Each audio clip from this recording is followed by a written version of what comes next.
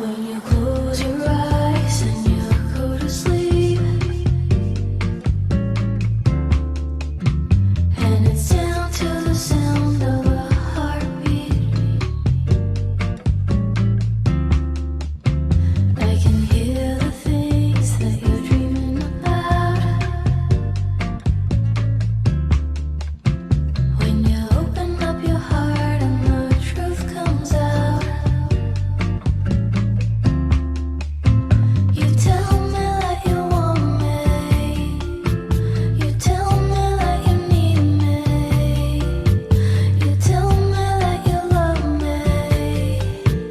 And I know that I'm right, 'cause I hear it in the night.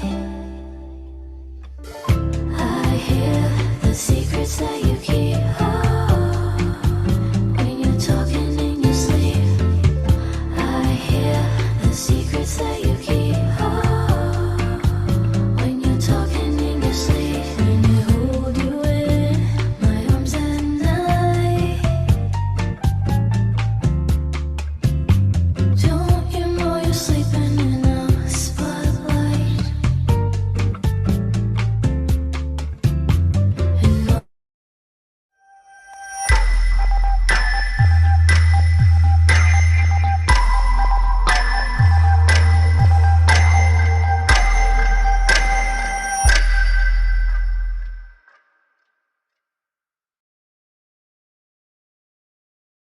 Boa tarde, pessoal. É um prazer estar aqui com vocês hoje novamente. Hoje a gente vai ter uma sessão em que vamos falar um pouquinho sobre manejo de fluidos. Eu que sou apresentador, mas hoje eu vou chamar aqui os moderadores da sessão para compor a nossa sessão de hoje. Leandro Pérez, para quem não conhece, ele é médico intensivista, doutor em ciências pela USP de Ribeirão Preto e preceptor lá da residência de medicina intensiva de Ribeirão. Prazer tê-lo aqui conosco, viu, Leandro? Prazer é meu, Bruno. Obrigado pelo convite. E a gente tem um prazer enorme também de contar aqui com o Dr. Fernando Sparreg. Ele dispensa apresentações, né, mas o Dr. Fernando é ex-presidente da MIB, um entusiasta aí da medicina intensiva e de fluidos em específico, e ele vai ficar conosco aí também para a gente fazer a discussão ao final sobre essa apresentação. Dr. Fernando, muito obrigado aí por estar conosco também. Obrigado aí, Bruno. Satisfação aí, Leandro. Beleza. Satisfação minha, doutor Fernando. Bom, vou passar então, Leandro, vamos pro Mentimeter, e aí a Vamos. gente dá uma esquentada aí no pessoal para a gente ir pro tema da aula. Vamos lá. Compartilhar aqui, pessoal. Estão enxergando minha tela? Ainda está preto, mas acho que você passando um slide e voltando aí, foi. Oi? Vocês podem ler esse QR Code, pessoal, para a gente conseguir fazer aí uma sessão com o máximo de interatividade. E usar o código 33274751, para quem não conseguir ler. O código continua aparecendo depois, né? Quem quiser entrar com mente.com, Sim, está entrando. conectados. Subindo o número de conectados.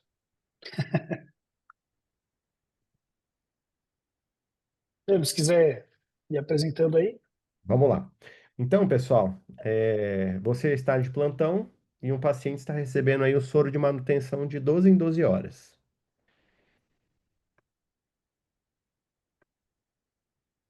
Quanto de sódio e potássio esse paciente está recebendo com o famoso 1040-10? Que em Ribeirão a gente chama Leandro, o aí sorão da, é 1410, né? Hã? é, Sorão do sorão, quê? sorão da cirurgia. É isso aí. Então, pessoal, vamos ver aí quanto que esse paciente está recebendo, né? De 12 em 12, né? Era. Isso.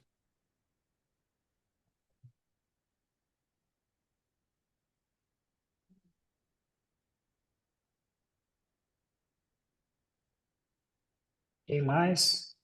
Só tá com vergonha aí. Mais conectados do que respostas, por enquanto. Ah,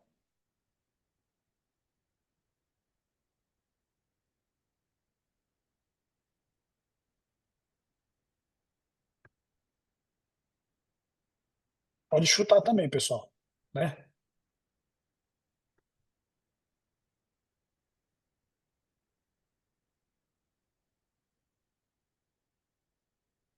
Para quem chegou agora, pode entrar no mente.com e usar o código ali que está ali em cima para conectar aí. Bom, né, Tá, acho que podemos ir para o próximo, né? perfeito. Vamos passar a próxima.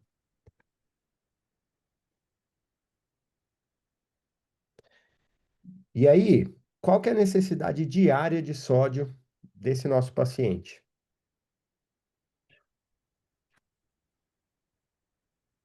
Só recapitulando, né? Recebendo 1.000 de hidratação de 12 em 12 horas. Quanto de sódio que esse paciente precisaria?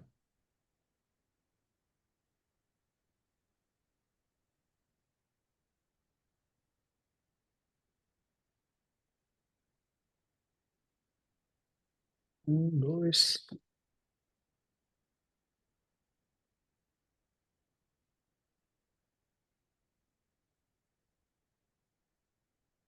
Pode chutar, pessoal. Quem não tiver certeza, aqui não reprova, né, Bruno? É isso aí. Beleza. Bom, aí ficou bem variado, né? É, vamos lá. E aí, a partir de que corte o risco de morte pelo balanço hídrico muito positivo aumenta? Pergunta bacana aí, inclusive mostrando a alteração de desfecho na nossa prática, né? Desfecho duro.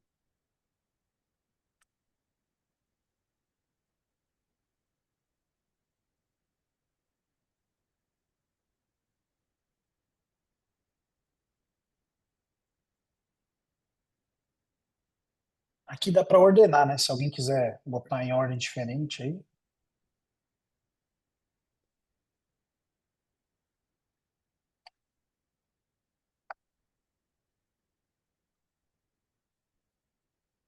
É, a gente na UTI adulto, o pessoal não gosta de usar o peso do paciente, né? Na pediatria, eles ficam de cabelo em pé com o que a gente faz, dá a mesma dose para todo mundo, Exatamente. né? Legal. Bastante gente participou aqui nesse. Vamos passando. Você está de plantão no sábado. Um paciente ele foi admitido na sexta-feira devido a um politrauma com TCE, rabdomiólise, com necessidade de abordagem de trauma hepático, sem evidência de sangramento, com controle hematimétrico estável. Hoje está com o seguinte exame: ele tem um edema de escleras, um edema periférico, uma cruz em 4, está em RAS-5, sedado com fentanil e propofol, recebendo droga vasoativa, noradrenalina 0,5 micrograma quilo minuto, mais vasopressina 0,033 unidades por minuto, com uma perfusão regular, um tempo de enchimento aproximadamente de 3 segundos, tá anúrico, com balanço hídrico das últimas 24 horas de 7 litros positivo, e na ventilação mecânica, ele tem uma FO2 de 30%, sem trauma torácico ou aspiração. O que que você pode fazer hoje quanto ao manejo de fluidos? 24 horas pós aí esse trauma. Vamos colocar em ordem de prioridades. Expansão volêmica para desmamar vasopressor, se for fluido responsivo. Concentrar as nossas infusões, suspender o soro de manutenção e não administrar mais bolos. TCE, precisa de hidratação com soro fisiológico 1.000 de 12 em 12. Ou edema periférico é de preocupação estética. Boa.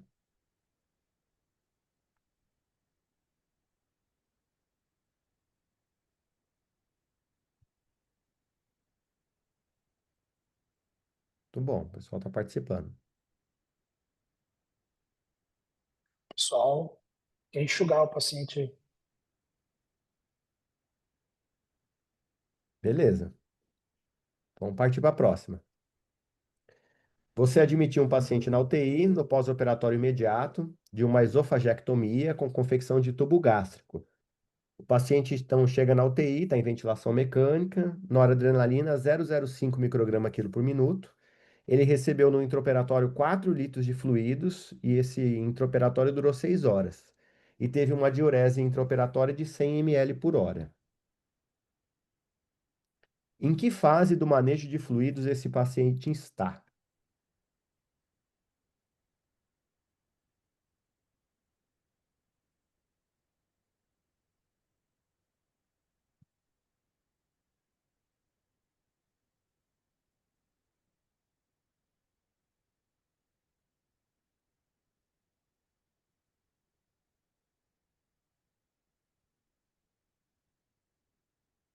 E aí, Leandro, isso aí a gente vai ter que discutir bem depois, né? É bacana, pessoal. Muito bom. Tinha um ali na Botou otimização. otimização. É. Bom, então mais um caso, né? Você recebe na UTI um paciente admitido oriundo do pronto-socorro com diagnóstico de choque séptico de foco pulmonar.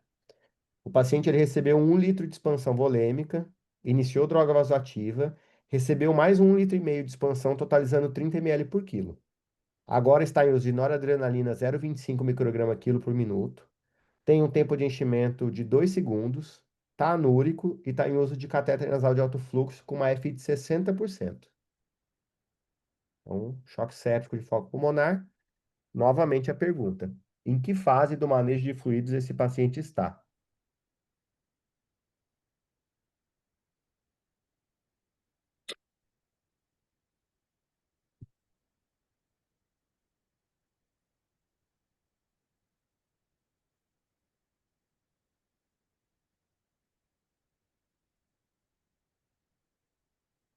Boa.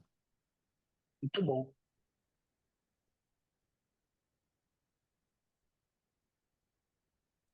Bom, Foi. perfeito, né? Acho que vai dar para dar um bom panorama aí, mas ó, só de ver de fases de ressuscitação, a gente vê que cada um respondeu uma coisa ali, né? Então acho que vai Bem valer a pena a heterogênea gente. as opiniões. A É, discussão vai ser rica. vamos lá então. Vou compartilhar aqui minha tela. Então vamos lá, pessoal. A ideia é a gente então é falar um pouquinho sobre boas práticas no manejo de fluidos no paciente crítico, tá? É óbvio que em 30, 40 minutos aqui não dá para a gente esgotar tudo, mas eu vou tentar trazer alguns dos principais pontos aí envolvidos. Esse aqui é o meu principal conflito de interesse. Eu não gosto do bonecão Michelin. Vocês vão ver aí que na aula a gente vai falar sobre o potencial risco de a gente chegar nesse ponto, mas ao mesmo tempo a gente tem que balancear também não demonizar os fluidos, vamos dizer assim, né? A gente precisa saber usar fluido quando for necessário também, tá? De conflito de interesse, eu acho que o principal é que eu usei o chat GPT para fazer essas imagens tipo bonecão Michelin, tá bom? Então, principal. Então, vamos passar alguns conceitos gerais, são 4, 5 slides sobre conceitos gerais. Eu vou falar 2 slides sobre sonho de manutenção, tá? Que eu acho que é importante, é uma coisa que a gente não tem discutido muito ultimamente, mas na prática ainda é amplamente prescrito, né? E aí a gente vai ter assim, alguns conceitos para ter em mente sobre fluidos e fluidoterapia, relacionado a isso ou não, algumas estratégias para usar na prática. A gente vai voltar ao modelo conceitual, esse do resgate, otimização, estabilização e de ressuscitação, tá? Nós temos 2 diretrizes, a gente tem 3 diretrizes da SDIC agora sobre manejo de fluidos. Uma é sobre tipo de fluido, que nós não vamos abordar hoje, tá? Eu acho que isso aí é uma discussão já bem batida. O Fernando depois pode trazer na discussão aí, se for o caso. Mas a ideia é a gente falar sobre quanto administrar de fluidos na ressuscitação e sobre de ressuscitação também, tá? As diretrizes são bem recentes sobre isso, tá?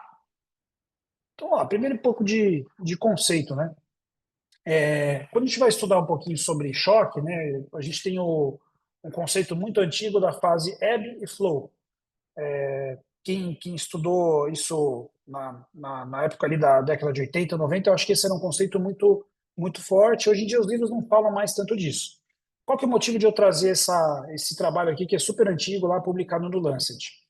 Nesse trabalho ele fala assim, que os pacientes que têm uma lesão física grave, né, então aqui no caso era fratura, era um politrauma, né, ele fala que isso frequentemente apresentava um período de anúria absoluta ou relativa, né? Então oligúria ou anúria, de duração variável durante as primeiras 24 horas. E depois o volume urinário, lentamente e frequentemente, de forma irregular, ele voltava a se recuperar.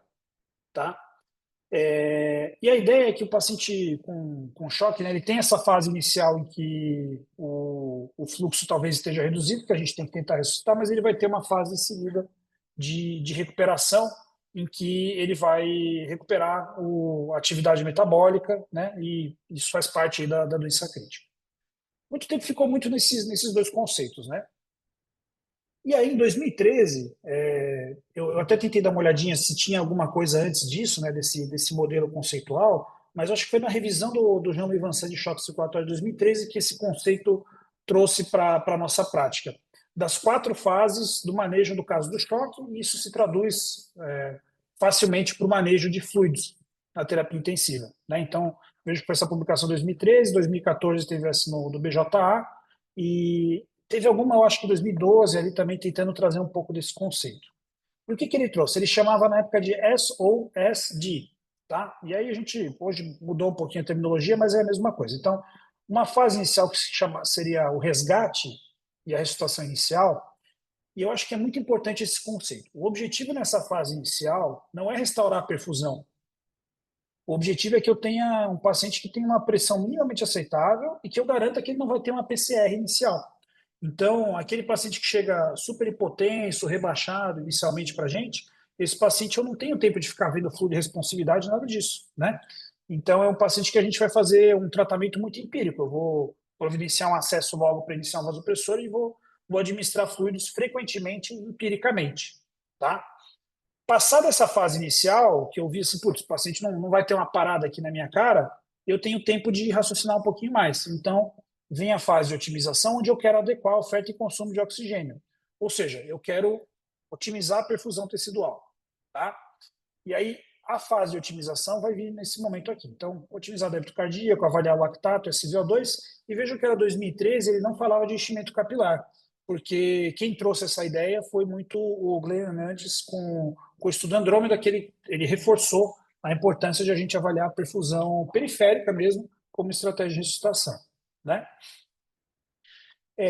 Beleza, então adequei a oferta e consumo de oxigênio, eu avaliei perfusão, aí vem uma fase de estabilização. E o que a gente aprendeu, né, ao longo do tempo? Isso aqui são trabalhos antigos, né? Não vai dar para a gente trazer tudo aqui, mas a gente tem os trabalhos antigos de ressuscitação, entre aspas, tardia, quando o paciente já estava na UTI. E esses trabalhos, o trabalho do Gattinoni é um clássico lá da década de 90, e quando eu tento buscar a otimização desses parâmetros perfusionais, no caso aqui, e também de adequação de oferta e consumo de oxigênio, quando o paciente já está na UTI, quando já está com disfunção orgânica instalada, talvez já seja tarde demais. Pode não dar em nada, o resultado pode ser neutro, né? Mas já não é o timing de eu buscar isso. O timing passa a ser, então, de estabilização, de eu prover suporte orgânico, minimizando complicações, né? Que é o que a gente tem aprendido aí nos últimos 10, 15 anos da terapia intensiva, que é evitar complicações. E o que vai ser evitar complicações aqui para o manejo de fluidos?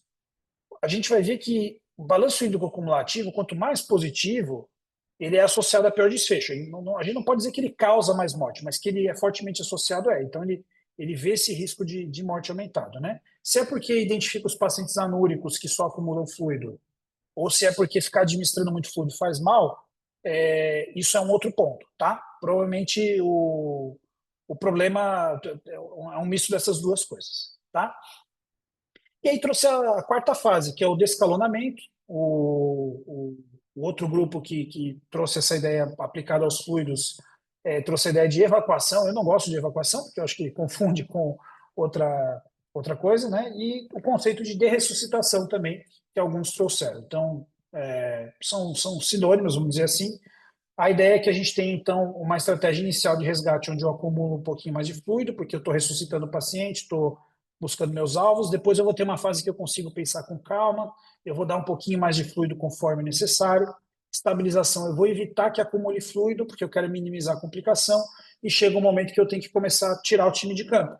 A gente desinvade o paciente, a gente faz desmame da ventilação mecânica, a gente talvez também precise fazer retirada ativa de fluido nos pacientes que não fazem isso espontaneamente, tá? Então, esse é o modelo conceitual e é em cima disso que a gente tem que trabalhar, tá? Já trazendo um pouquinho para os casos, a gente trouxe lá um caso de pós-operatório de uma esofagectomia que acabou de chegar na UTI. E o paciente no perioperatório, o intraoperatório, as primeiras 6 a 8 horas do pós-operatório, esse paciente está na fase de otimização, ele não está em ressuscitação, porque ele não, se tudo correr bem, uma cirurgia eletiva, ele chegou lá clinicamente bem. Então, ele está sendo otimizado para evitar complicações, né? Passadas essas primeiras 6, 8 horas do pós-operatório, aí talvez ele já entre na fase de estabilização. É diferente do paciente com choque séptico. O caso que vocês viram lá do choque séptico, o paciente chegou com enchimento capilar bom. Eu não botei o lactato lá, né, para a gente discutir, mas digamos que ele estava com lactato clareado também. Ainda que ele estivesse anúrico, é um paciente que já melhorou a perfusão. Então, provavelmente aquele paciente já está nessa fase de estabilização, tá? Em que eu não quero mais ficar dando fluido sem precisar, tá? Só se a perfusão piorar. A gente vai voltar a isso no final, tá bom? Então, esse é o modelo conceitual que a gente tem hoje. A gente vai recuperar isso no final. Agora, no meio da aula, a gente vai ver algumas estratégias para a gente conseguir implementar isso na prática e alguns conceitos importantes para a gente ficar de olho, tá? Outro ponto que eu queria lembrar para vocês, essa revisão do JAMA de 2023 sobre fluidoterapia em sepse, escrita pelo nosso colega brasileiro Zampieri, que agora foi exportado para o Canadá, né? Ele traz alguns conceitos importantes que eu queria relembrar aqui com vocês.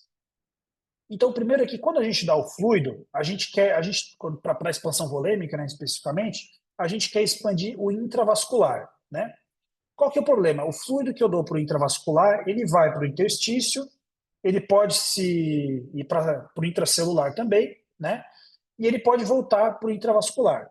Mas o problema é que o retorno do fluido, ele se dá mais através do sistema linfático do que através, necessariamente, do retorno venoso, quando ele já extravasou para o interstício.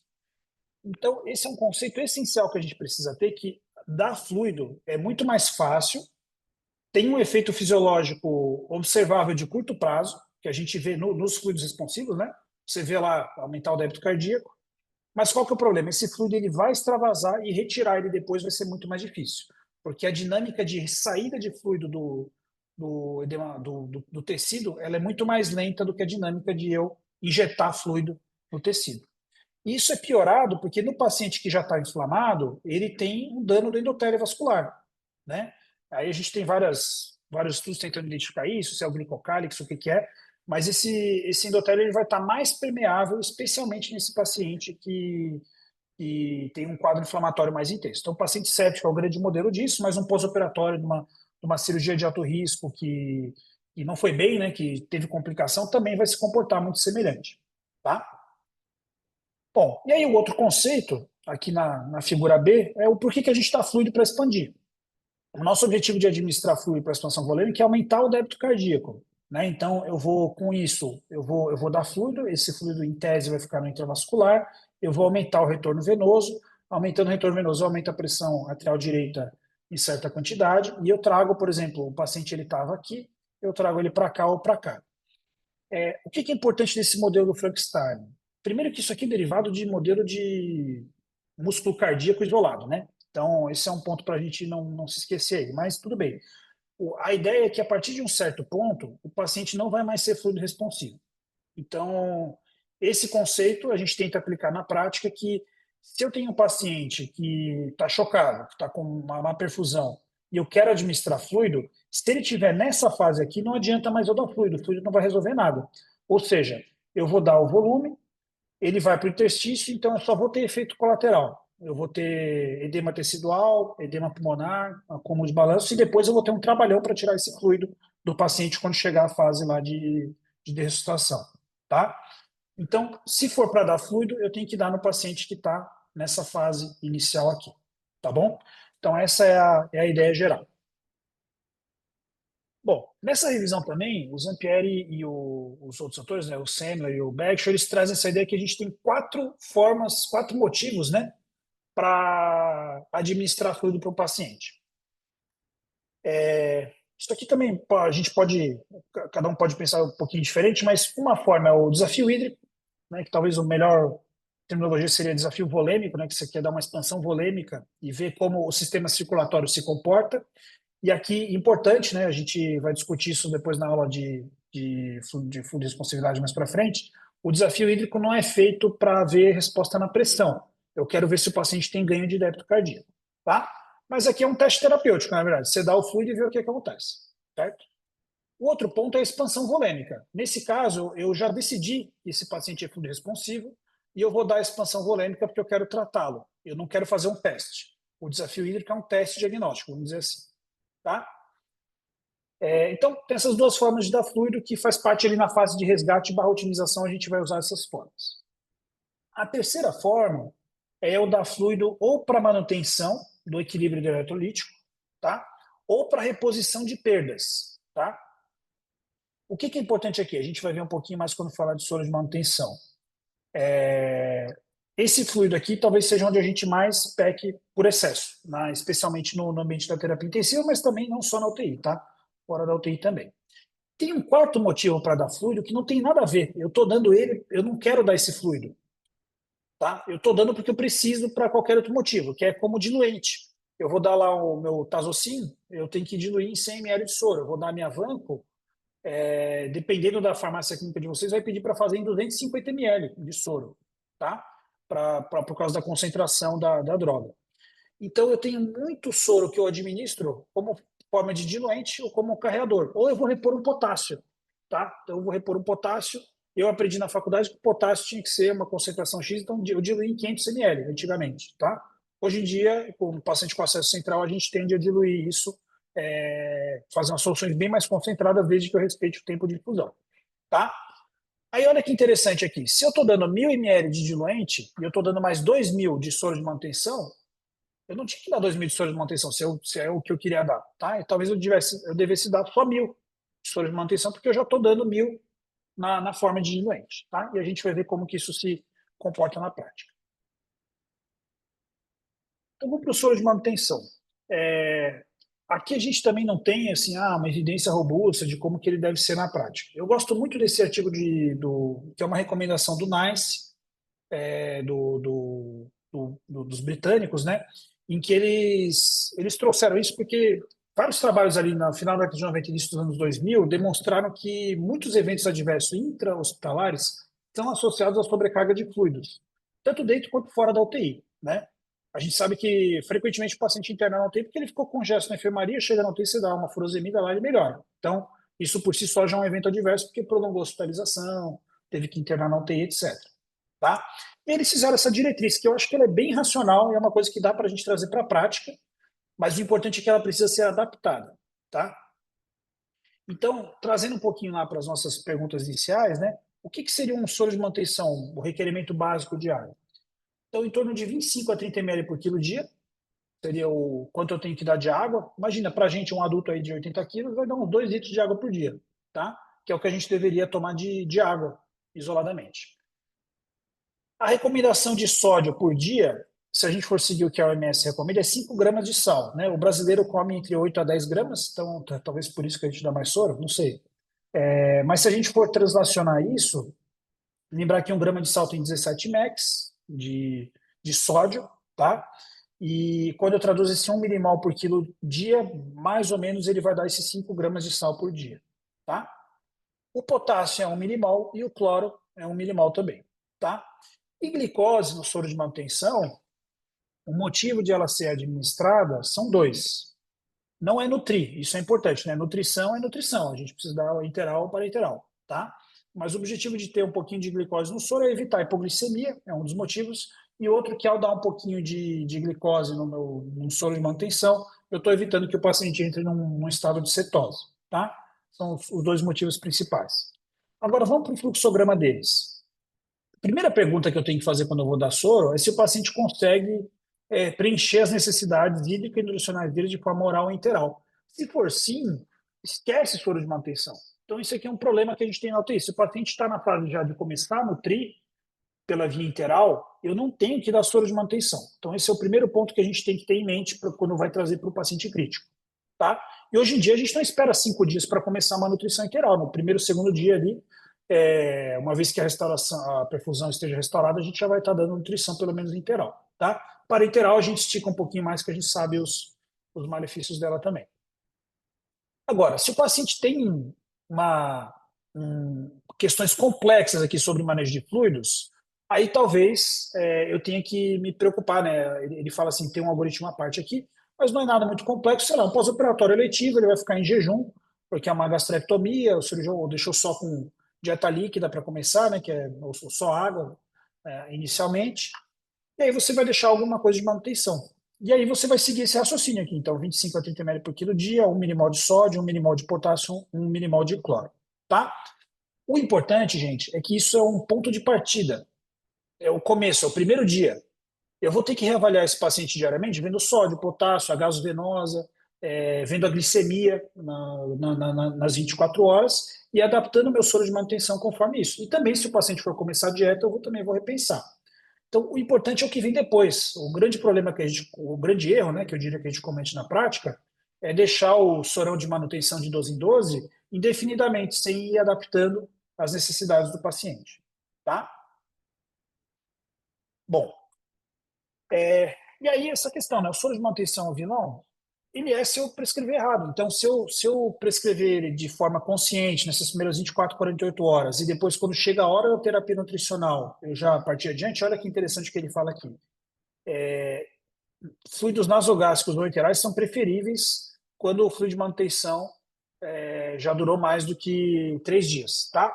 Então, passou de 48 horas, não tem mais essa soro de manutenção, tem que estar pensando em outra coisa, tá? E aí o 1410, o que ele tem? Ele tem 50 gramas de glicose, beleza, cai nos 50 a 100 gramas lá por dia. Ele tem 136 mEq de sódio e 25 mEq de potássio. Então, na prática, o que ele é? Muito sódio e pouco potássio, tá? E por que a gente dá 1040? Por que a gente insistiu nisso? Trabalhos antigos, especialmente da pediatria, mostravam que se eu usasse solução hipotônica, eu tinha o risco de fazer hiponatremia no paciente hospitalizado e convulsões, etc.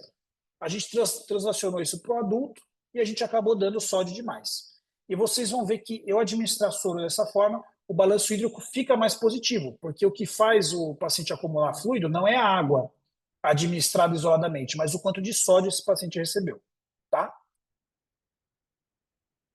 Muito bem. Então agora vamos passar sobre alguns estudos aí que são importantes para a nossa prática clínica, né? Esse aqui, gente, é um estudo que eu acho que foi eu já peguei a terapia intensiva depois dele, né? Mas ele, sem dúvida, ele foi uma divisão, um ponto de divisão importante, o estudo FACT. O estudo FACT foi publicado em 2006. É um estudo que foi fatorial, ele testou catéter de artéria pulmonar e PVC, tá? Então isso aí ninguém mais estuda isso. Mas no outro braço ele estudou uma estratégia conservadora e liberal de fluidos, tá? O primeiro ponto é que ele era muito protocolado, tá? Então ele se baseava no valor das pressões intravasculares. Então vamos ver PVC aqui, né? Então ele tinha alguns ranges aqui, alguns valores de PVC que para estratégia conservadora e liberal que ele tolerava, tá? Ele olhava para PAM, certo? Ele olhava para o débito urinário do paciente e se o paciente tinha circulação efetiva ou não. E olha que interessante, o que era circulação efetiva? Dependia se ele estava no grupo catéter de artéria pulmonar ou não, tá? No grupo que não tinha catéter de artéria pulmonar, ele se baseava em tempo de enchimento capilar. Legal, né? Em 2006 eles já se basearam nisso. Então vamos pegar aqui um paciente, por exemplo, da estratégia conservadora, tá? Com PVC maior do que 13, tá?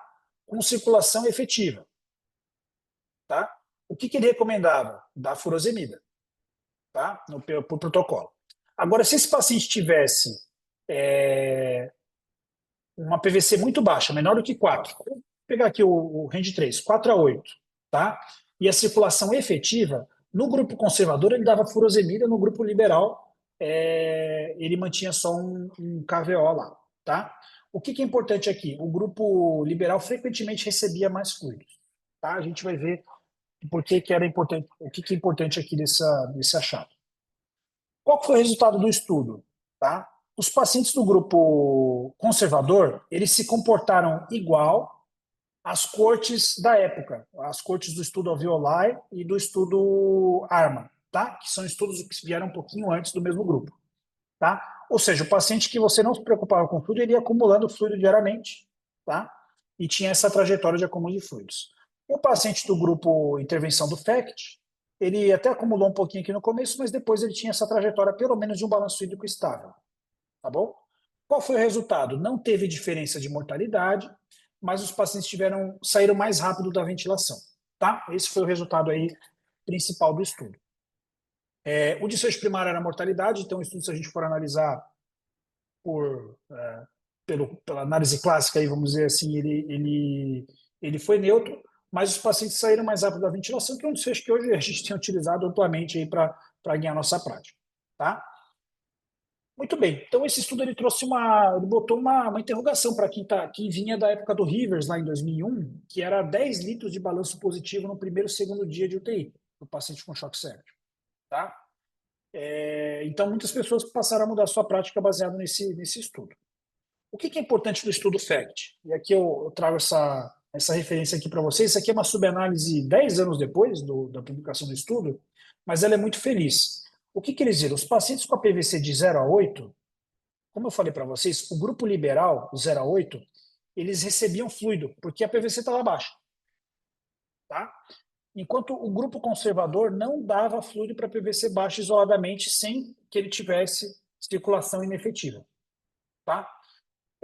Então, aqui é um conceito muito importante. Então, se teve algum gradiente de mortalidade no estudo, é em eu dar volume para quem não precisa. No grupo da PVC alta, que eram os pacientes que recebiam diurético, no grupo conservador e no grupo liberal não recebiam diurético, vejam que não teve separação nenhuma em termos de mortalidade entre os grupos. Tá? E aí é outro conceito que é importante. Dar diurético não é o que resolve o problema. Né? Talvez o problema seja eu dar muito fluido para quem não precise. Tá? Então, esse é um conceito para a gente ter em mente aí para a nossa prática do dia a dia. Outro conceito importante, isso aqui também é subanálise do FACT de 2015. O FACT, só vamos lembrar, né, pessoal, em que fase da doença crítica os pacientes estavam? Eles estavam lá na fase de estabilização ou de ressuscitação, tá? Eles já estavam depois da fase de otimização, até porque eles eram pacientes com SARA já, com disfunção orgânica estabelecida, tá? Então, olha que interessante. Eles davam bolos de fluidos para os pacientes do FACT, eles não ganhavam débito cardíaco, né? Eles não testavam se era fluido responsivo, né? Então era baseado em pressões, a gente sabe que não é uma boa ideia fazer isso, né? As pressões de enchimento até aumentavam, mas olha que interessante, o débito urinário não mudava em relação com variações no débito cardíaco desses pacientes do estudo FACT, tá? E esse aqui é um outro conceito muito importante para a gente ter na prática.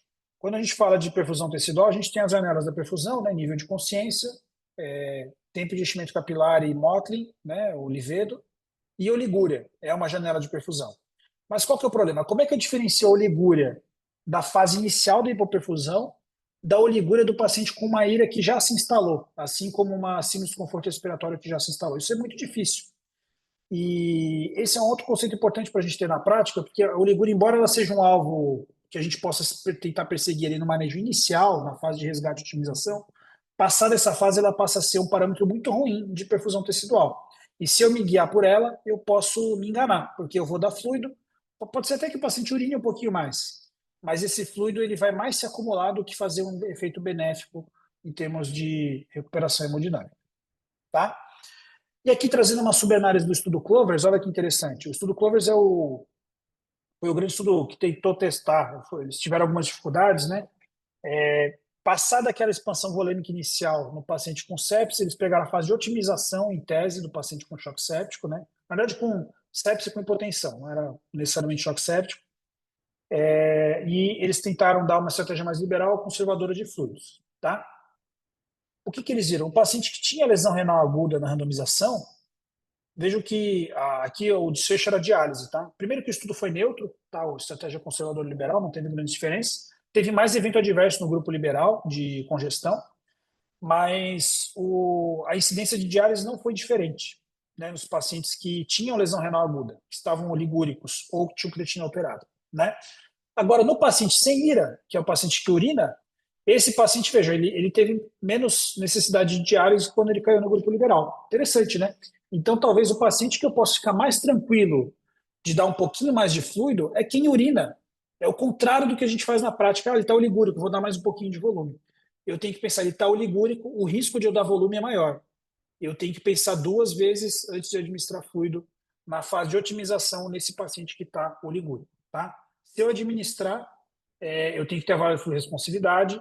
Esse paciente tem que ter perfusão ruim. Se ele tiver com a perfusão corrigida, não tem por que eu dar fluido para ele, né? E esse conceito que eu tenho que ter, então, na fase de otimização. Então, isso pode parecer contraintuitivo, mas é o que a gente tem aí de dados de literatura, tá? Aqui outro conceito importante, isso aqui é um estudo fisiológico pequeno, lá do grupo francês que estuda hemodinâmica, tá? Eles pegaram pacientes com choque, né, 100% dos pacientes. O que eles viram? 50% dos pacientes não respondiam a fluido, mas aqui eles avaliaram um pouquinho mais, né? Dos que respondiam a fluido, eles avaliaram que se ao administrar fluido, o paciente ele ganhava em consumo de oxigênio. Ou seja, se ele realmente ele estava dependendo de fluido para aumentar, para corresponder à demanda de oxigênio tecidual. E olha que interessante. Então, se eu der fluido empiricamente para um paciente com choque, eu vou estar acertando 1/4 das vezes só, dos pacientes que realmente precisam. Então, pelo menos, eu tenho que ver se o paciente é fluido responsivo, porque daí eu aumento a chance de acertar em 50%. Eu saber quem vai aumentar ou não o consumo de oxigênio baseado em parâmetros clínicos é muito difícil. Mas aqui o que eu preciso? Se esse paciente tem perfusão alterada ou lactato alterado, essa probabilidade acaba aumentando, tá? Ela aumenta para em torno de 2/3 dos pacientes vão ter esse aumento de VO2, tá? Muito bem. Bom, e agora, voltando para aquele conceito de risco, né? Eu mostrei para vocês o Michelin, aqui está o 0% de peso, né? A gente, no adulto a gente não usa tanto esse conceito de percentual de peso, mas na pediatria eles usam muito. Mas se a gente for pensar em torno de 5% de peso de um paciente de 70 quilos, é quanto? São 3,5 litros. Então, se eu dei 3,5 litros de fluido, eu já estou dando bastante, tá? Agora, se eu dei 7 litros, aí é bastante mesmo. Aí eu vou estar no 10%. Na pediatria, a partir de 5% já tem esse sinal de associação com maior mortalidade. Um estudo interessante que a gente tem, esse estudo do Paul Merrick de alguns anos atrás, né, de 2017, pegou uma base de dados grande, paciente com sepsis e choque séptico. E o que ele viu? Né? Ele viu uma mortalidade predita e ajustada, e o que ele viu é que a mortalidade ela teve um aumento considerável a partir de 5 litros de fluido. Tá? Ele viu que a maioria dos pacientes ficavam aqui em até 5 litros, mas tinha bastante paciente que nas primeiras 24 horas recebiam 6 litros e alguns 7, 8 ou 9 ou mais. Tá? Então, isso aqui é um conceito importante quando a gente fala da diferença causal. Embora o estudo seja observacional, primeiro que a gente vê um limiar, né, aqui, a partir de um certo momento esse fluido parece estar associado a maior mortalidade, e segundo que parece ter um efeito dose-resposta. Né? Então, quanto mais fluido eu dou para esse paciente que já precisou receber muito, isso talvez tenha um impacto aí em mortalidade. Eu realmente acredito que boa parte desse efeito, gente, primeiro assim, descaso, você deixou lá o paciente tomando um monte de fluido quando ele já estava anúrico, e segundo é porque identifica esses pacientes com IRA, que estão anúricos, que têm dificuldade para perder fluido, tá? Mas eu acho que esse aqui é um conceito importante para a gente ter na prática. A partir de um certo ponto eu posso estar errando a mão demais aí, enquanto eu estou administrando de fluido. Talvez eu tenha uma faixa aqui no começo que tanto faz. E vou ser bem sincero, todos os trabalhos que a gente tem aí de estratégia conservadora ou liberal, nessa fase de otimização, eles são neutros. Então, é muito possível que dá 2 ou 3 litros ou 4, na média dos pacientes, tanto faz. Tá? Mas que a partir de um certo ponto eu vou ter esse risco aumentado aí de quanto eu estou dando de fluido. Tá? Agora, voltando um pouquinho na tonicidade do fluido.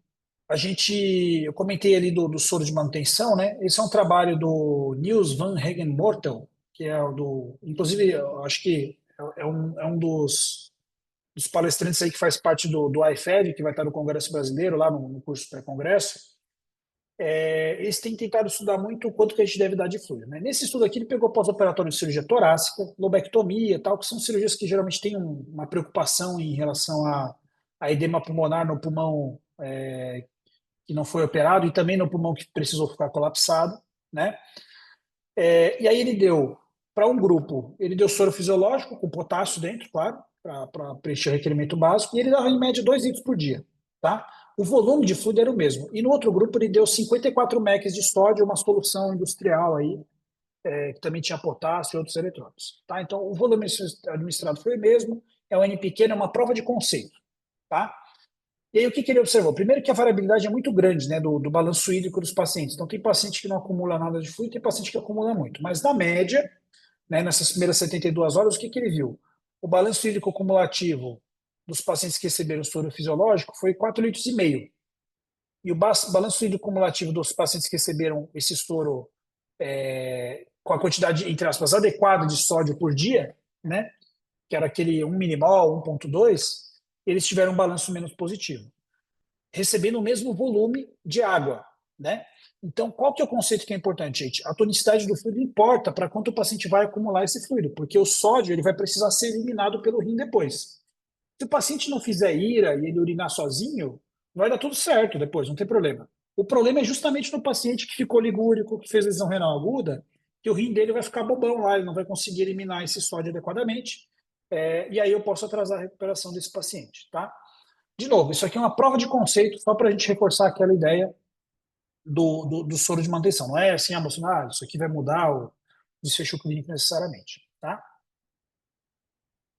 Outro estudo também dele, ele pegou a UTI dele lá da Antuérpia, na Bélgica, e ele fez um trabalho que ninguém tinha feito até então. Ele contou item por item o que entrava de sódio, de soro glicosado, de tudo, tá? E aí ele trouxe esse conceito que é muito importante. Então veja que interessante. Primeiro, em torno de 1/3 dos pacientes, né, eles recebiam nutrição, o que eles recebiam de fluido era nutrição ou dieta oral. Um pouquinho só a ressuscitação. Isso aqui já é um estudo moderno, né, 2018. Então, na UTI, uma vez que o paciente já chegou na UTI, eu não tenho que estar dando mais muito fluido para ressuscitar ele em tese, se eu peguei ele numa fase um pouquinho depois do atendimento inicial, né?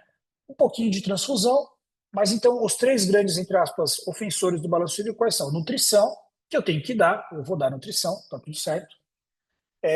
O soro de manutenção, reposição, então vejam, era cristalóide contendo glicose e um pouquinho de cristalóide isotônico, tá? E o que eles chamam de fluid creep, tá? O monstrinho do fluido, tá bom? O que é o monstrinho do fluido? É o soro que eu dou na forma de medicamento, para diluir medicamento, para dar eletrólitos, né? E esse fluido, qual que é o problema dele? Se eu não botar ele na minha conta de quanto eu quero dar de fluido, ele vai ser o a mais, o excesso, tá? Mas eu posso fazer um raciocínio inverso. Se eu estou dando 1.000 ml de monstrinho de fluido, eu vou descontar do quanto eu daria do meu soro de manutenção, tá? E aqui uma conta rápida para vocês. 500 ml de soro fisiológico, que tem 154 mg por litro, né? 500 ml de soro fisiológico por dia já dá o requerimento básico de sódio. Então, se eu diluir um Tazocin e eu dei mais qualquer coisa em soro fisiológico, em tese eu já dei tudo de sódio que meu paciente precisaria por dia, tá? Claro, o paciente está no pós-operatório, tá? Ele pode ter uma expressão aumentada de ADH e ele tem mais risco de hiponatremia. Tudo bem, você vai monitorar o sódio diariamente para ver se ele está evoluindo com hiponatremia e ajustar o seu soro baseado nisso. O que a gente não deve fazer é assumir que ele vai fazer hiponatremia e dar um monte de soro fisiológico ou dar muito sódio para ele desnecessariamente, tá bom? Então esse é o raciocínio para a gente ter. Outro conceito, né, o que ele trouxe também, é claro que o soro, o quanto eu recebo de volume de dieta interal, vai aumentando ao longo dos dias. Então, o primeiro e o segundo dia é pouca dieta interal, muito monstrinho e muito soro de manutenção. Mas conforme passam os dias, isso vai mudando, né? Então, veja que no começo eu tenho mais fluido de ressuscitação também, nessa pizza, né? No segundo dia menos, e aí cada vez menos depois, tá bom? Então, isso aqui é uma figura para vocês terem em mente aí no dia a dia de vocês. Bom, outro conceito, isso aqui também é um estudo que é uma prova de conceito, de um grupo lá da Universidade de Washington, que eles trouxeram essa ideia de fluid minimization. E essa ideia ela tem sido utilizada em outros estudos, tá? E basicamente o que era? Aqui ele inverteu o raciocínio da fluid responsividade. O que ele fazia? O paciente estava na UTI lá com choque séptico, via se ele era fluid responsivo. A partir do momento que ele não era mais fluid responsivo, talvez seja tarde demais já fazer isso, tá? Mas o que eles faziam? A intervenção era concentra todas as infusões, minimiza os fluidos carreadores, né? Então dilui em menor volume, o menor volume possível, tá? Suspende o soro de manutenção e, conforme necessário, diurético e ultrafiltração, tá? Agora, se o paciente está numa fase ainda de ser fluido responsivo, ressuscita, tal, beleza, tá? O que eles encontraram nesse estudo? Eles não viram grandes diferenças, tá? A minha hipótese para esse achado aqui é que o paciente ele já estava provavelmente na fase mais de estabilização do que de otimização aqui de administração dos fluidos, tá? Então, a estratégia ela é interessante, né? Ele teve uma diferença quando a gente vê o volume, né, de débito, mas não foi estatisticamente significante porque o N era muito pequeno. Mas é um conceito para a gente ter em mente, de minimizar os fluidos, tá? Próximo conceito. Esse aqui vocês talvez já ouviram falar, é uma meta-análise super antiga, tá? Mas a gente tem vários estudos ali na década de 90, início dos anos 2000, que tentaram testar eu reverter oligúria de pacientes com IRA, tá? Com diurético. E o que todos esses trabalhos mostram? Quando eu reverto a oligúria, eu aumento o débito urinário, tá? Mas eu não modifico desfecho clínico, tá bom? Então, é basicamente isso, tá? Trabalhos que vieram depois, eles testaram outras ideias, tá? Então, essa é uma ideia para a gente ter em mente. Então, conceito importante, dar diurético para o paciente crítico, eu posso até fazer ele urinar, mas não necessariamente eu vou mudar a mortalidade, tá? E agora, pessoal, a gente está na modinha, a gente tem as modas do momento, depois a gente vê aí com o que o Leandro e o Fernando também acham, né? Que é o teste de estresse com furosemida. O teste de estresse com furosemida ele é um teste, ele não é um tratamento. Então, não é porque o paciente está oligúrico que eu tenho que dar 5 ampolas de furosemida para todo mundo, né? Eu tenho que fazer esse teste quando eu tenho a intenção de retirar fluidos e eu quero ver se ele responde ao diurético. Porque se eu der uma dose alta de diurético e ele responder, isso quer dizer que os túbulos dele estão funcionando, que o rim dele está filtrando, embora ele esteja oligúrico. Tá? Então, ele marca mais a função glomerular e tubular do que qualquer coisa. E aí que ele vai, se eu quiser dar diurético, ele vai responder. Mas não é porque o paciente está oligúrico que eu tenho que fazer isso, tá? Lembrar que o oligúrico é uma resposta compensatória normal aí da doença crítica na fase aguda, tá? E aí, alguns autores testaram outras estratégias de administrar diuréticos. Esse aqui é um trabalho interessante, porque eu acho que ele se perdeu um pouco na discussão, né? Mas é um trabalho de 2012 do Leconte de Sapo, lá da França. Ele teve uma ideia interessante, que ele pegou BNP, é um biomarcador que a gente não tem amplamente disponível, a gente não pode ficar pedindo todo dia também, mas no estudo ele usou isso como a intervenção do estudo, 300 pacientes, não é um N pequeno. E o que ele fazia? Dosava o NP diariamente, eram pacientes em ventilação mecânica na fase de desmame, tá? E se o BNP estivesse acima de 200, como um marcador de que talvez estivesse gerando uma sobrecarga cardiovascular, né, ou a quantidade de fluidos, o que ele fazia? Ele fazia minimização de fluidos. Então, reduzia o soro de manutenção para menos de 500 ml por dia, se tivesse soro de manutenção. Se fosse parenteral, no máximo 1 litro por dia. Ele administrava furosemida para o alvo de diurese, que era um alvo alto de diurese, eu não vou entrar aqui em detalhes. Fazia um controle, claro, de eletrólitos, gaso, creatina e ureia, para ver para que lado as coisas estavam indo. Se o paciente desenvolvesse alcalose metabólica, ele adicionava acetazolamida interal, tá? E ele dava suplementação com magnésio de rotina. O que o estudo encontrou? Não teve diferença de mortalidade, mas ninguém espera que tenha também, não era o objetivo, mas ele viu também que os pacientes saíram mais rápido da ventilação mecânica, tá? Então, esse estudo, eu acho que ele também ele é bem interessante para trazer essa ideia, talvez nessa fase que o paciente está no desmame, que ele já está lá na desressuscitação, né? Se eu estou querendo desmamar o paciente, está na hora de eu tirar o time de campo. Então, eu quero tirar fluido, quero desmamar do ventilador, eu quero tirar a sedação, e assim que der, eu quero desinvadir o restante também, né? Então, essa é uma estratégia que parece interessante, tá? Se precisa ser guiado por BNP ou não, aí é outra ideia, esse estudo nunca foi replicado, tá? Um outro estudo é esse aqui, o Radar 2, foi publicado em 2022. Os autores desse estudo eles fizeram antes uma revisão sistemática e um primeiro piloto, né, que eles viram a associação entre dessuscitação e melhores desfechos, mas associação. E aí eles tentaram fazer um estudo piloto. Tá? Não deu muito certo. Vocês vão ver que a diferença de volume de fluidos que o paciente recebeu não foi tão grande, tá? Mas depois de 5 dias o balanço cumulativo foi menor no grupo que caiu no grupo intervenção, tá? As custas aqui de um pouquinho mais de diurese e talvez um pouquinho mais de diálise, inclusive, tá? O que eles faziam no estudo? Eles pegavam um paciente que estava na UTI com previsão de continuar pelo próximo dia e ela era iniciada se o paciente tivesse com balanço hídrico positivo mais do que 2 litros ou se ele tivesse com edema em mais de 2 sítios. E aqui valia derrame pleural, edema periférico, edema de esclera, entendeu? Então, se o paciente tivesse sinal de edema tecidual em mais de 2 sítios, ele iniciava essa estratégia. Então, primeiro, suspende o soro de manutenção.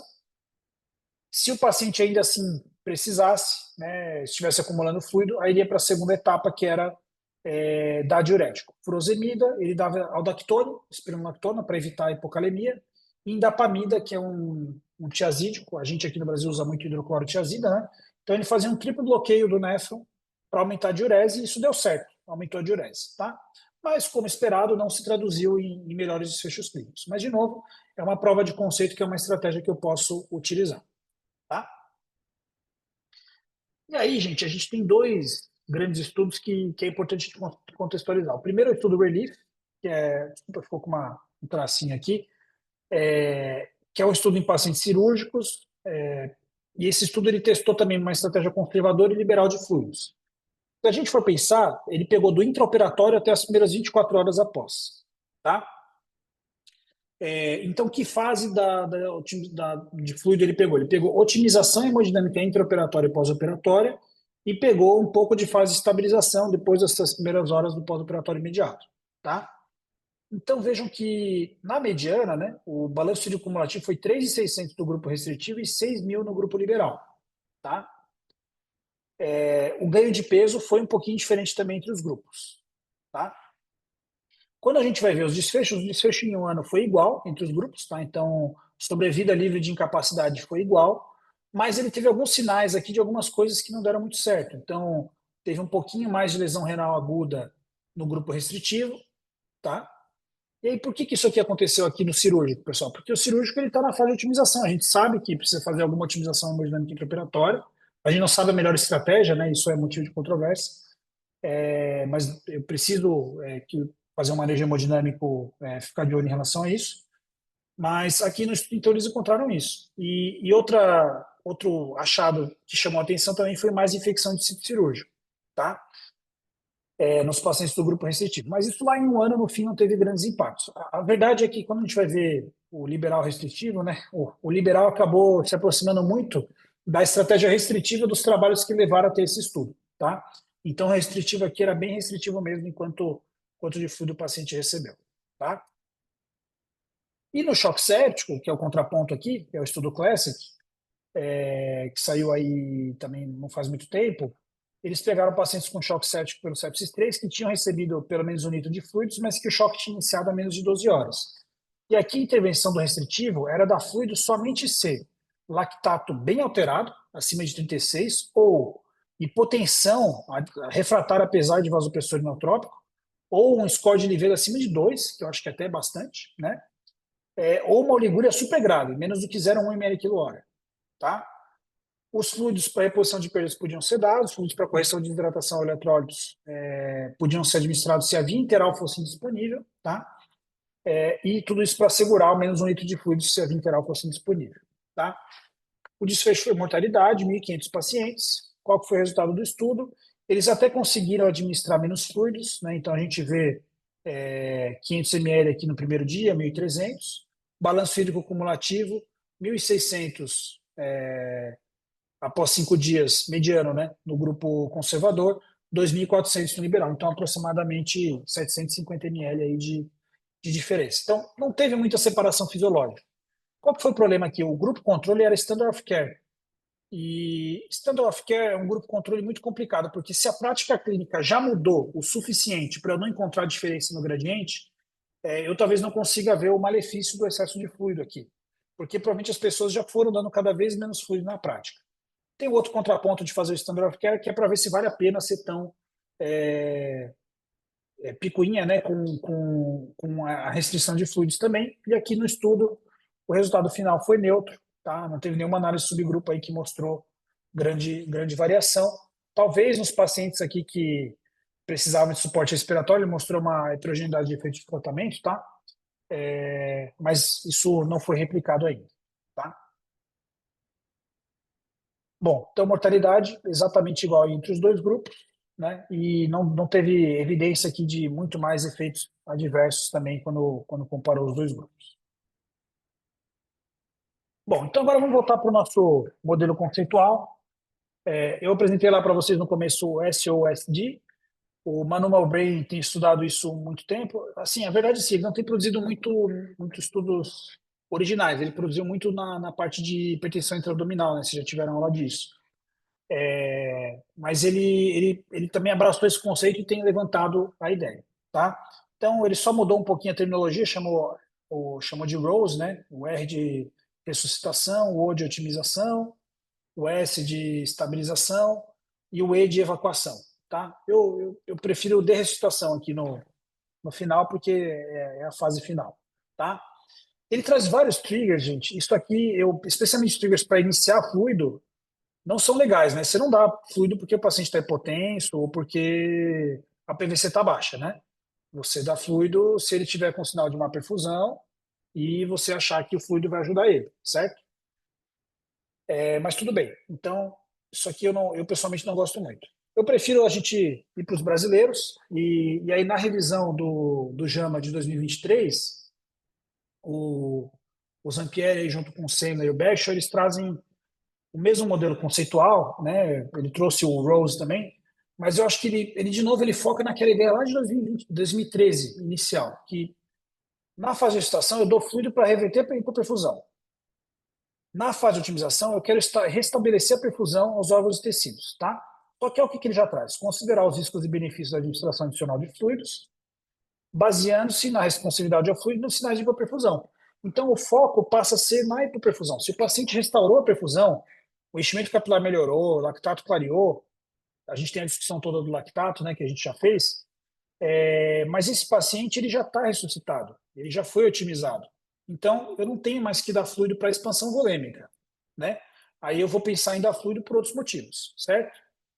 E aí o conceito que a gente tem que ter é esse, né? Eu não vou dar fluido para quem não precisa, para não precisar tirar depois, porque é muito mais difícil eu tirar do que eu não administrar para quem não precisa, tá bom? Então, eu vou investir 10 minutos do meu plantão para ver se o paciente é fluido responsivo, para eu não dar fluido para quem não precisa.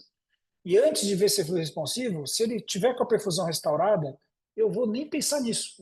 A perfusão restaurou, vou ficar mais tranquilo com isso, tá bom? Diretrizes, o que a gente tem da diretriz da Sociedade Europeia? Então, essa daqui foi publicada esse ano, né, a parte 2, que é sobre a fase de ressuscitação, tá, o volume de fluxo de ressuscitação. Eles reforçaram a surviving sepsis, que é 30 ml por quilo em até 3 horas, mas aqui recomendação condicional, ou seja, a maioria das pessoas fariam isso, mas você tem que pesar risco e benefício e tal, né? E a certeza de evidência é muito baixa, né? A verdade é que a gente não sabe quanto que tem que dar, tá? Mas eles trazem a ideia que a gente deve tentar personalizar o quanto a gente administra de fluido, especialmente pensando ali na fluido responsividade, tá? Quanto a uma estratégia restritiva ou liberal, eles não fizeram recomendação com certeza moderada de evidência, porque os estudos que a gente tem para sepsis, choque séptico, o Classic e o Clovers, os dois são neutros, não tiveram diferença de resultado, tá? Então, como eu falei, ali 2, 3 litros, provavelmente tanto faz, exceto, claro, o paciente tem uma IC, já está demasiado, você não vai dar fluido para quem já está congesto, né? Tá? E naqueles pacientes que têm sepsis ou séptico precisaram de fluido, usar uma abordagem individualizada, tá? O problema é assim, quando fala em individualização, medicina personalizada, eu pessoalmente acho que muito é personificada, né? Cada um faz do seu jeito, em vez de fazer do jeito que o paciente precisa. O que é medicina personalizada na ressuscitação volêmica? É avaliar a fluido responsividade, testar se o paciente é responsivo a fluido, se ele for, você dá fluido. O que é medicina protocolada aqui? É dar 30 ml por quilo para todo mundo, né? Então, a personalização da terapia é eu ver se ele tem algum biomarcador, algum teste que eu possa fazer para ver se ele se beneficia daquela intervenção, tá? E aí a gente tem a diretriz fase 3, que é da fase de ressuscitação. Isso aqui foi muito legal, saiu agora, eles conseguiram identificar todos os trabalhos e testaram essas ideias. E olha que interessante, né? Na fase de ressuscitação, aparentemente, o resultado da meta-análise é neutro, mas a estimativa pontual aponta para benefício, né? E mais do que isso, para desvio de ventilação, tá? Então, eles recomendaram, como recomendação condicional, ou seja, sugestão, fazer de ressuscitação no paciente crítico na fase de ressuscitação, tá bom? Então, é algo que a gente tem que ter em mente aí, tá? E como se deve fazer? Você usa com diuréticos ou você faz o Joker? Recomendado aí também, ficou como sugestão fazer com diurético pelo mesmo motivo, tá? Os estudos com diurético, eles apontam nessa direção de o paciente acabar saindo mais rápido da ventilação e talvez até reduzir mortalidade, tá bom? Muito bom, gente. Então, para a gente finalizar, voltando para o modelo conceitual. Vou dar fluido, fase inicial, fase de resgate. Eu posso dar bolos empírico de fluido, né? Se for sepsis ou suspeita de hipovolemia. Eu não comentei aqui porque a gente não teve tempo, mas faz sentido dar vasopressor precocemente também, né? Para não deixar o paciente hipotenso muito tempo nessa fase. Na fase de otimização, aí eu vou para a fluidoterapia guiada por parâmetros dinâmicos avaliando fluido responsividade. Se eu não fizer isso por preguiça, eu estou fazendo, sei lá, ou você está fazendo medicina personificada no médico, né, não personalizada no paciente, ou você está seguindo o protocolo sem avaliar o que o paciente realmente precisa, tá? E aí na fase de manutenção, né, na estabilização, o que eu preciso é minimizar fluido. Aqui a minha meta é deixar o balanço hídrico zerado quando ele está nessa fase. Então a maioria dos pacientes na UTI, a meta tem que ser balanço neutro, né? Se ele não está na fase inicial e se não está na fase ainda de tirar o time de campo de vez, se eu deixar o balanço neutro, está tudo bem. Então, concentra as infusões, reposição do melhor volume possível, dá preferência via interal. Se precisar dar um diurético para zerar o balanço, tá bom, né? E aí, por último, vem a fase de ressuscitação. Para que eu preciso fazer isso? Para aquele paciente que não recuperou a função renal espontaneamente e não negativou o balanço espontâneo. Então, essa é uma figurinha que alguns anos atrás eu criei para tentar exemplificar como que seria isso dia a dia, né?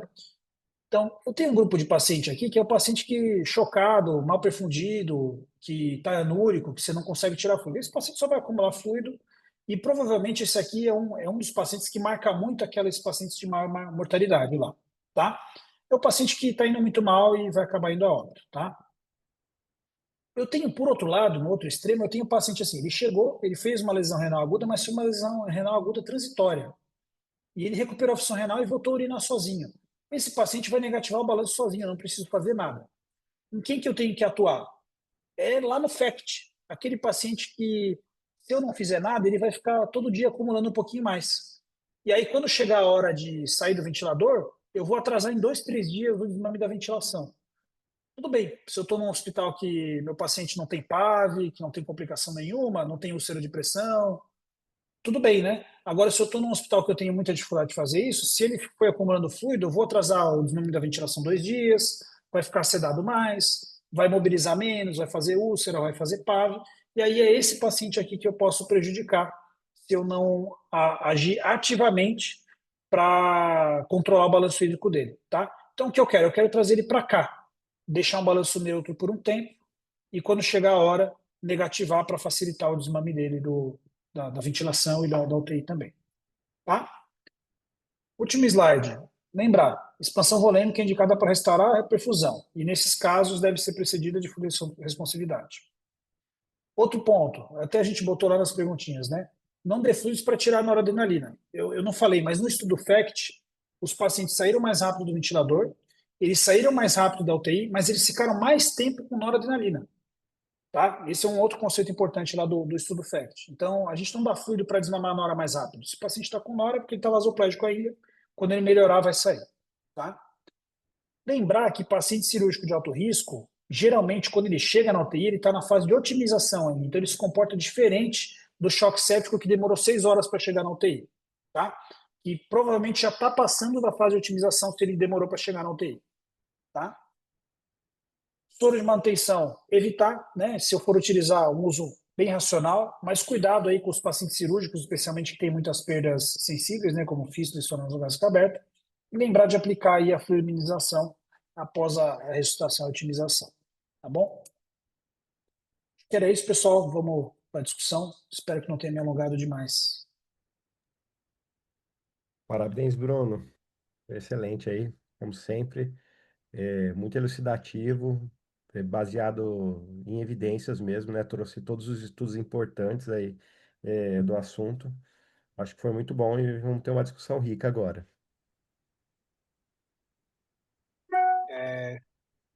Pessoal que quiser mandar perguntas aí no QA, né? Ou, enquanto isso, se vocês quiserem comentar algo aí. Doutor Fernando tá aí? Estou aqui. Aí. Bruno, parabéns. Aprendi bastante com a tua apresentação e eu fui pensando alguns pontos. É um tema muito extenso, né? Sem dúvida. Mas tem algumas coisas que eu acho que vale a pena a gente pensar, né? E apontar, assim, porque realmente é um talvez assim, o manejo hemodinâmico junto com a ventilação e garantir a perfusão do rim é uma tríade, né? Que excluindo o sistema neurológico, que é o que comanda tudo, é a base da falência de múltiplos órgãos. Então, assim, quando tu começa a falar do estudo do Zampieri, né, de 2023 no JAMA, do ponto de vista fisiológico, se a gente for pensar em termos de ressuscitação no paciente com choque séptico, tu citaste um exemplo de uma pessoa de 70 quilos. Bom, a volemia dessa pessoa é em torno de 5 litros. Quando ele entra em choque, o mecanismo é vasodilatação, ele continua com seus 5 litros, né? E um pouco de depressão miocárdica pelos mediadores pró-inflamatórios. E a gente dá volume para tentar preencher aquele vazio que ocorreu pelo aumento do continente. Porque não houve, não, é diferente do choque hipovolêmico. Tanto que se usa a expressão hipovolemia relativa. E aí é uma questão, né, que eu acho que é como tratar a sepse se preocupando em dar na primeira hora antitérmico para resolver a febre e não dar antibiótico. Não é? Então, acho que a gente deveria, eu não conheço nenhum estudo, não é? Iniciar muito precocemente com o vasopressor. Tem um estudo clássico do Nathanson, ele teve algumas vezes aqui em Porto Alegre, e a gente conversando, ele pontuava, né? Tem um modelo dele em cães, né? Um grupo recebe vasopressor, o outro volume, o outro vasopressor e volume. E é óbvio que o grupo que recebe vasopressor e volume vai melhor, depois é o grupo que recebe vasopressor só. O grupo que recebe só volume é o que vai pior. Então, acho que isso é um ponto do ponto de vista fisiológico que a gente deveria prestar um pouquinho mais de atenção. Quando tu fala do desafio hídrico, tem uma nova variável, né, que é a elastância arterial dinâmica. E quando a gente tem O Zampieri até trouxe na revisão dele, ele comentou sobre isso aí também. Então, quando a gente tem uma elastância arterial dinâmica, como no choque séptico, reduzida, abaixo de 0,89, é um estudo que levantou, né, essa lebre, vamos dizer assim, é um estudo de 2011, 2012, talvez, né, claro que aí tu já tem que ter uma linha arterial, tu tem que ter uma monitorização um pouquinho mais sofisticada, que eventualmente tu pode não ter na emergência. Como tu bem frisaste, naquele primeiro momento, quando a gente dá volume, tu quer manter pré-carga, não é? Para que tu tenha volume sistólico, débito cardíaco e, não é, vá ter uma perfusão adequada. Então, mas é uma coisa que eu acho que a gente deveria pensar, não é? E eu gostei muito, né, quando tu colocas, né, que fluido para quem não precisa aumenta a mortalidade. É óbvio, né, porque é remédio. E aí, como falava o... Puxa, agora está me faltando o nome do... Paracelsus, né? Que dizia que a dose entre o efeito benéfico o veneno, né? É só a dose do medicamento, né? Então, isso é uma questão farmacológica. De janela de perfusão que tu chamasse a atenção, a oligúria é um sinal tardio, né? Eu sempre digo que o rim é o órgão mais valente que a gente tem no organismo, porque o rim ele tem uma saturação venosa, né? Tem um estudo clássico do Reinhardt que mostra que é em torno de 90%, né? No seio coronariano é 35%, 38%. Então, o rim extrai muito pouco e recebe muito sangue. É uma janela tardia, né? Então, praticamente, ele fecha a janela né, para a falência multiorgânica. E assim, só para completar nesse início, né, eu acho que na reposição volêmica a gente deveria pensar em três situações, né? A quantidade de fluido, a velocidade e a qualidade.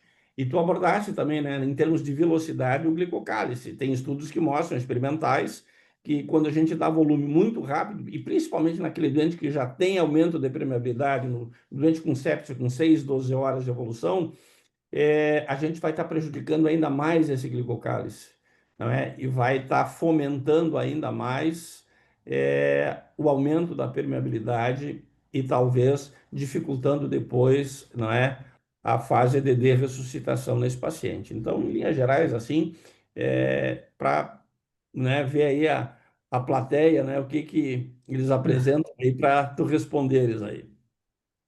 Só aproveitando, né? Eu vou fazer dois comentários e depois devolver uma pergunta. De fluido, tem um trabalho do pessoal da Unifesp aí, de uns anos atrás, que pegou, eu acho que era pós-operatório, não tenho certeza agora se era pós-operatório ou sepse. Mostrou assim, quando a gente dá o fluido, e era uma expansão volêmica habitual, mesmo nos fluidos responsivos, né, essa resposta é transitória, isso é importante também, justamente porque eles são vasoplégicos, ele até melhora, depois extravasa, entre aspas, né, e ele volta para o estado basal depois de algumas horas. Então, esse eu acho que é outro conceito importante. E do vasopressor precoce, é um trabalho do grupo francês lá também, que daí eles mostram assim, nesse paciente já recebeu um pouco de fluido, né? Não um paciente, a gente não vai dar nora, só noradrenalina, né, para o paciente séptico, mas você deu um pouco de fluido e você associa a noradrenalina, mostrando um pouquinho, ganho de débito, provavelmente por corrigir a venoplegia, vamos dizer assim, né?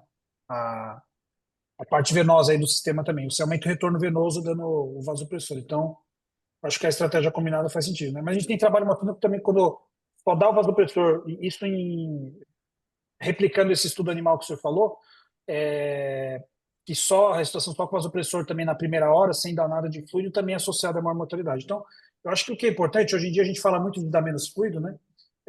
Procurar buscar o balanço aí com quem está em aprendizado, né? Também, às vezes, o pessoal não quer dar nada de volume, então Não.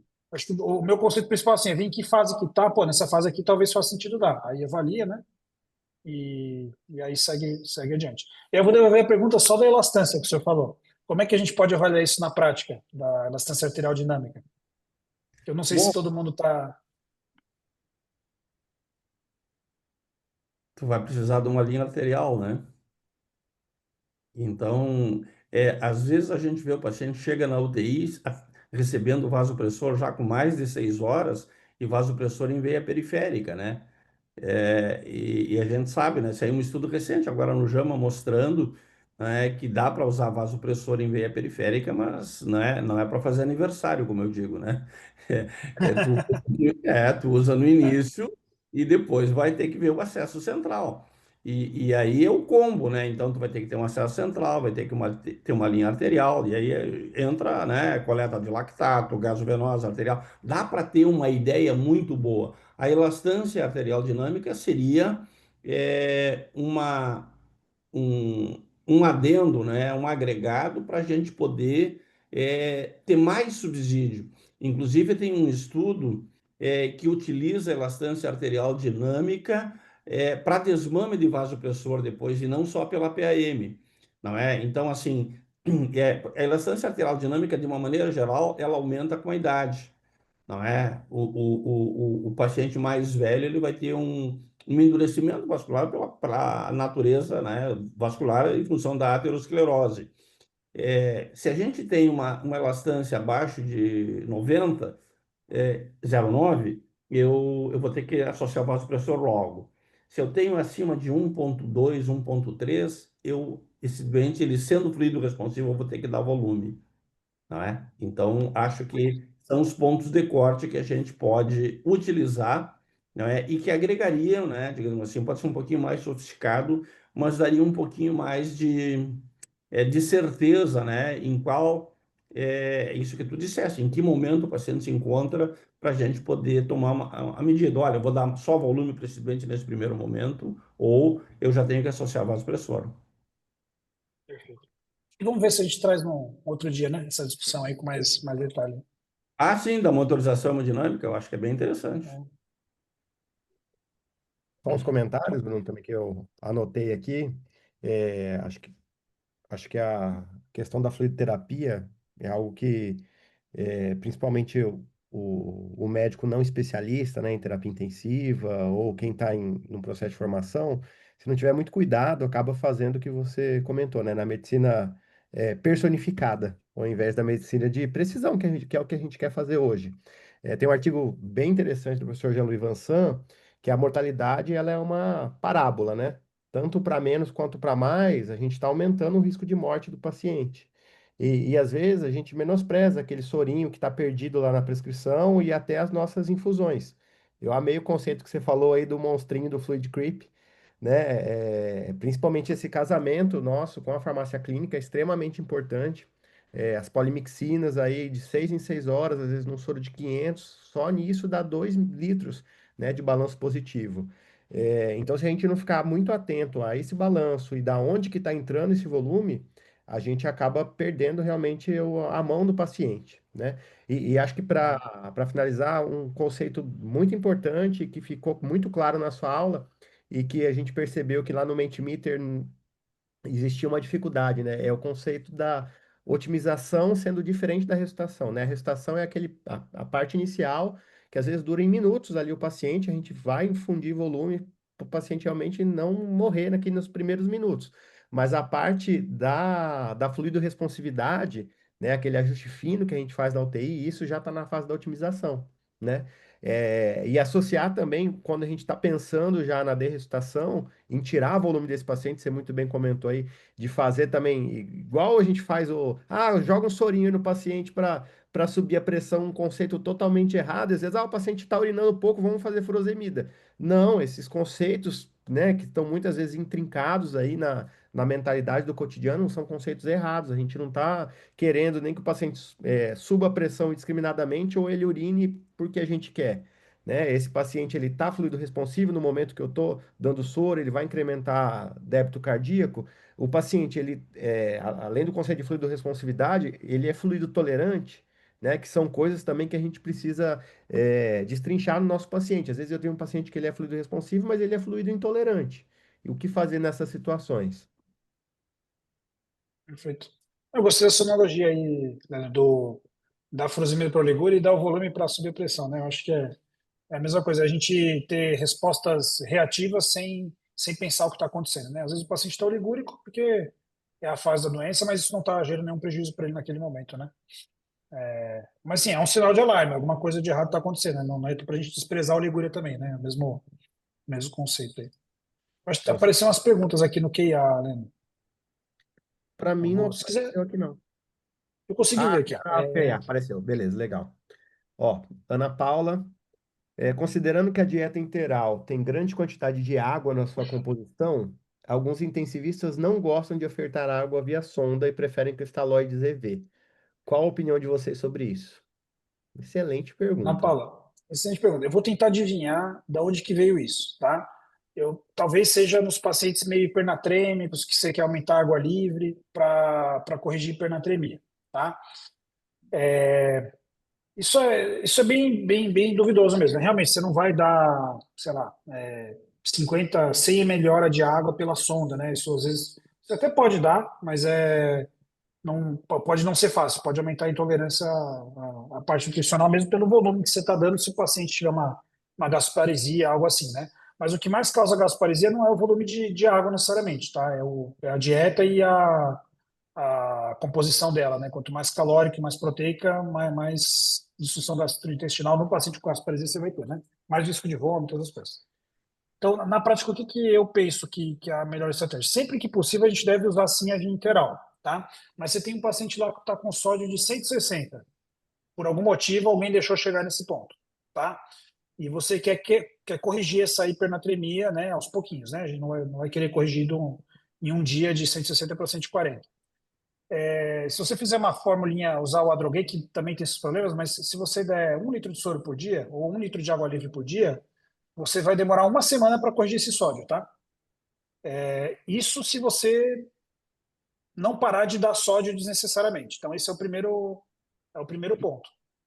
Então, eu pessoalmente, eu gosto de aumentar a água pela sonda, mas eu não aumento muito, mas é que isso vai acabar prevenindo que ele volte a ter hipernatremia depois. Mas realmente, se você quer corrigir essa hipernatremia em 3, 4 dias, só com água pela sonda você vai demorar mais mesmo, tá? Pelo volume que você consegue administrar. Então, às vezes você pode fazer uma estratégia combinada. Você pode dar água livre de forma venosa, na forma de soro glicosado. Algumas pessoas ainda preferem dar soro ao meio, tá? Ou um soro hipotônico. Eu, pessoalmente, eu já não faço isso já tem um tempo, tá? Para hipernatremia, especialmente no paciente que já está demasiado, eu não vejo por que dar mais sódio para ele, tá? Agora, se o paciente tem uma hiponatremia hipovolêmica, uma hipernatremia hipovolêmica é outra coisa. Você tem que dar sódio sim, tá? Só para não confundir as coisas. Estou pensando mais no paciente está na UTI, lá no 5º dia, ele voltou a urinar um pouquinho, mas ele está ficando hipernatrêmico, entendeu? Então, esse paciente você tem que dar água livre, mas você não quer dar mais sódio porque ele já recebeu bastante sódio lá no começo. Não, você não está preocupado com volemia necessariamente, né? Tá? Então, tentando responder a tua pergunta, acho que faz sentido essa preocupação que só a água pela sonda não vai resolver, especialmente quando você tem uma hipernatremia muito grave. Agora, sim, um sódio de 145, aí depende muito do hospital que você está, né? Tem hospital que você não tem bomba para dar água pela sonda, né? Um dos hospitais que eu trabalho, a gente tem uma bomba de dieta interal, e você coloca a água filtrada, a dieta, e ele vai dando bolos de água filtrada a cada hora. Você bota lá, eu quero bolo de 10 ml. Aí ele já lava a sonda, inclusive, entendeu? Reduz a opção de sonda. Aí, se o paciente está ficando hipernatrêmico, você aumenta o quanto você quer que dê de água, né? Eu quero bolo de 40 ml.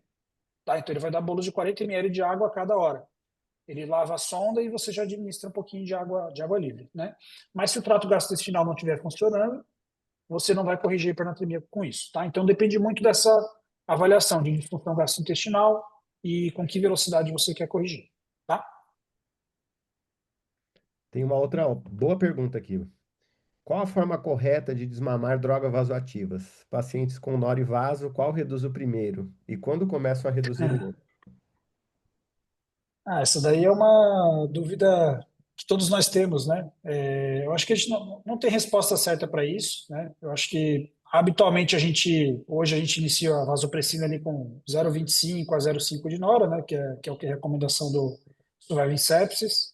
Está tendo um trabalho brasileiro aí, o NOVA, para ver o time do início, se a gente começa um pouco mais cedo ou mais tarde. Mas o desmame, qual que é a questão do desmame do vasopressor? Geralmente a gente vai tirar a noradrenalina até uma certa faixa ali, entre esse 0,2 e 0,3, pelo menos, tá? Então isso acho que dificilmente alguém vai fugir disso, tá? Se o paciente está com 0,7 de nora, tira vaso.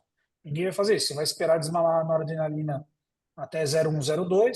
Quando chega nesse momento, aí você começa a tirar a vasopressina.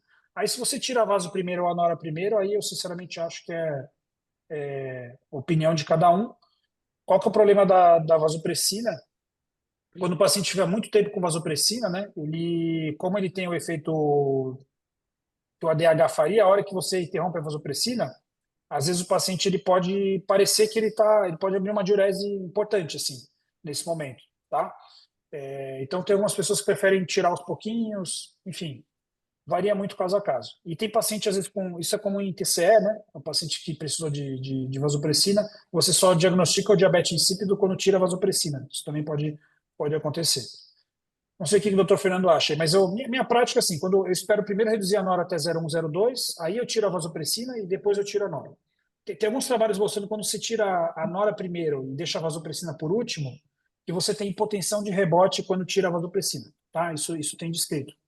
Então, pelo menos é por isso que eu tento seguir esse caminho. Isso é um tema bem interessante. Em 2017, a gente levou, uma das minhas residentes levou um trabalho lá para o Vansan, e naquela época a gente estava associando a vasopressina quando a nora chegava em 0,5. E aí tomamos uma surra na hora da discussão, né? Perguntei, por que que não começa já com 0,2, né? A partir daí a gente começou a usar 0,2. A gente tinha lá, sei lá, cento e tantos casos, 200 casos, uma coisa assim de choque circulatório de uma maneira geral. Se tu for olhar na literatura, hoje em dia a maioria recomenda nessa faixa, entre 0,2 e 0,3, associa a vasopressina. E a retirada, então, primeiro recomenda, e aí é discutível, como tu disseste, não é, Bruno?